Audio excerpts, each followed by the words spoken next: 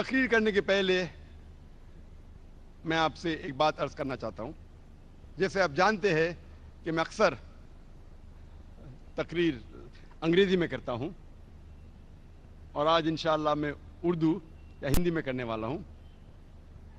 اور آپ جانتے ہیں کہ میری تعلیم انگریزی میں ہوئی ہے اور مجھے انگریزی پہ مہارت ہے، تو ظاہر ہے کہ اس اردو یا ہندی تقریر میں غلطیاں کروں گا. تو اس غلطیوں کے لیے تقریر کے شروع میں ہی میں آپ سے معذرت چاہتا ہوں اور امید رکھتا ہوں کہ آپ میرے غلطیوں کو نظر انداز کریں گے اور میرے تقریر کے پیغام پہ توجہ دیں گے.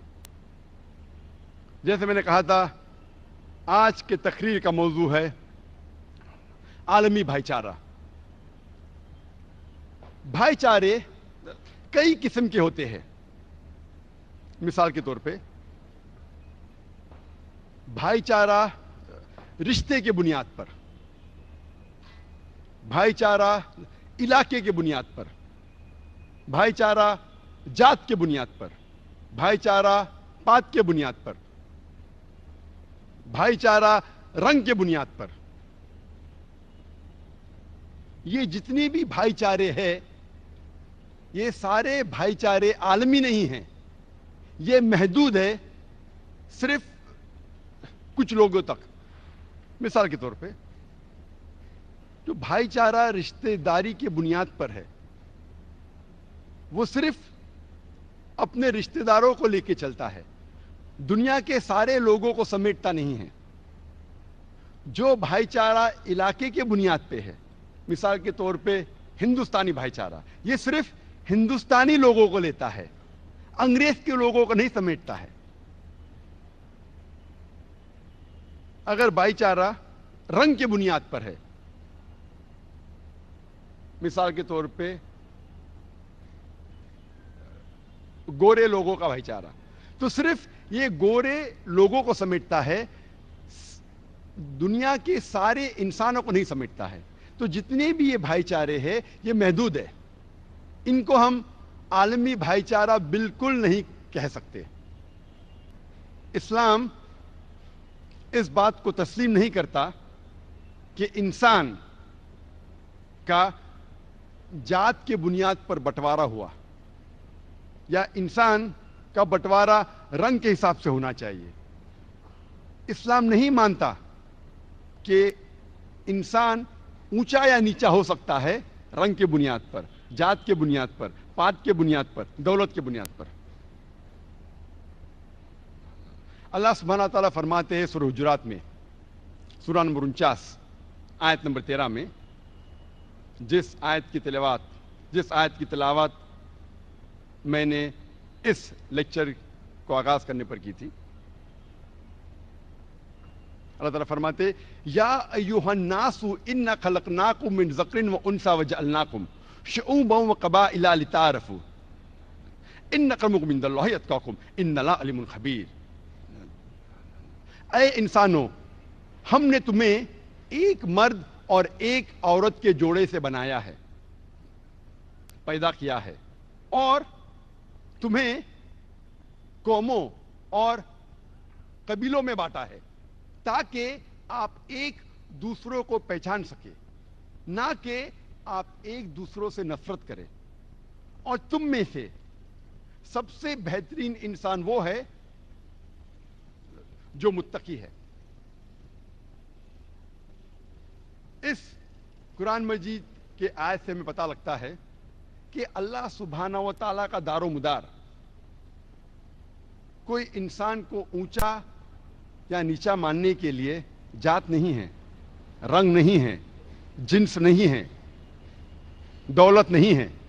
اللہ کے نزدیک کوئی انسان چاہے گورا یا کالا ہو اس سے اونچا یا نیچا نہیں بنتا، چاہے امیر یا غریب ہو اس سے اونچا یا نیچا نہیں بنتا، چاہے وہ ہندوستان میں پیدا ہوا یا یو ایس اے میں پیدا ہوا، اس سے اللہ سبحانہ و تعالیٰ کے نزدیک کوئی انسان اونچا یا نیچا نہیں بنتا. اللہ کے نزدیک انسان اونچا تب بنتا ہے جب وہ متقی بنتا ہے. کوئی انسان کو جانچنے کے لیے ضرورت ہے تقوی کی. تقوی مانے نیکی، اچھے اعمال، دینداری. ایک انسان دوسرے انسان سے تبھی اونچا بن سکتا ہے جب تک وہ اللہ سبحانہ و تعالیٰ کے اور قریب نہ آئے، دینداری میں اونچا نہ رہے. دینداری، اچھے اعمال اور نیکی اللہ کے نزدیک بنیاد ہے کسی انسان کو اونچا یا نیچا کہنے کے لیے. اللہ سبحانہ و تعالیٰ فرماتے ہیں قرآن مجید میں، سورہ روم میں، سورہ نمبر 3 آیت نمبر 22 میں، اللہ سبحانہ و تعالیٰ کی نشانی میں سے نشانی ہے یہ آسمان اور زمین اور انسانوں کے جو مختلف رنگ اور زبانیں ہیں. یہ نشانی ہے دانش مندوں کے لیے تاکہ وہ سمجھ سکے. اللہ کے نزدیک یہ جو اللہ نے مختلف زبانیں انسانوں کو دی ہے، مختلف رنگ دیے ہیں، وہ اللہ تعالی کی نشانی ہے تاکہ آپ ایک دوسروں کو پہچان سکے، نہ کہ آپ ایک دوسروں سے نفرت کریں. اللہ تعالیٰ فرماتے ہیں سورہ اسراء میں، سورہ نمبر 17 آیت نمبر 70 میں، وَلَقَدْ كَرَّمْنَا بَنِي آدَمَ. اللہ سبحانہ و تعالیٰ نے ساری بنی آدم پہ کرم فرمایا. اللہ سبحانہ و تعالیٰ نے ساری بنی آدم کو عزت دی، چاہے وہ عورت ہو یا آدمی ہو، چاہے کالا ہو یا گورا ہو، چاہے امیر ہو یا غریب ہو. اللہ سبحانہ و تعالیٰ نے سارے بنی آدم پر کرم فرمایا.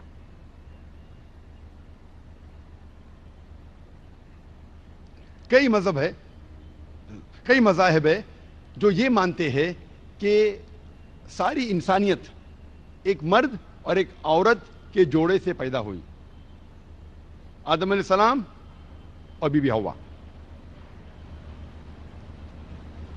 ان مذاہب میں سے ایک مذہب مانتا ہے کہ صرف عورت یعنی کہ بی بی حوا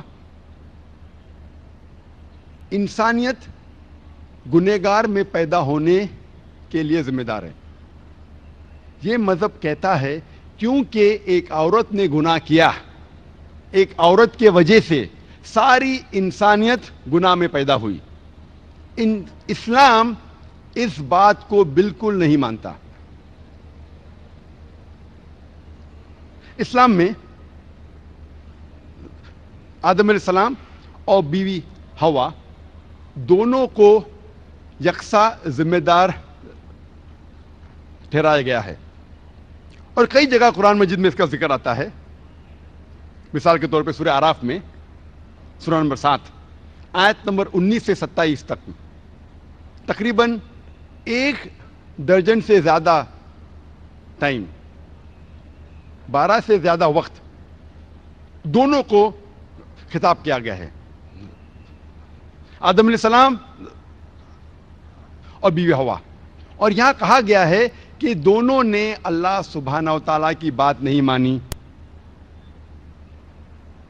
دونوں نے اس کے بعد معافی مانگی اور اللہ سبحانہ و تعالیٰ نے دونوں کو معاف کیا. قرآن مجید کے مطابق دونوں کو یکساں ذمہ دار، دونوں کو یکساں قصوروار ٹھہرایا گیا ہے. قرآن مجید میں ایک بھی آیت نہیں ہے جس میں کہیں بھی صرف بیوی حوا کو قصوروار ٹھہرایا گیا ہے، لیکن قرآن مجید میں ایک آیت ہے جس میں صرف آدم علیہ السلام کا ذکر ہے. وہ سورہ طٰہٰ سورہ نمبر 20 آیت نمبر 121 میں جہاں کہا گیا ہے کہ آدم علیہ السلام نے اللہ سبحانہ و تعالیٰ کیا کہنا نہیں مانا.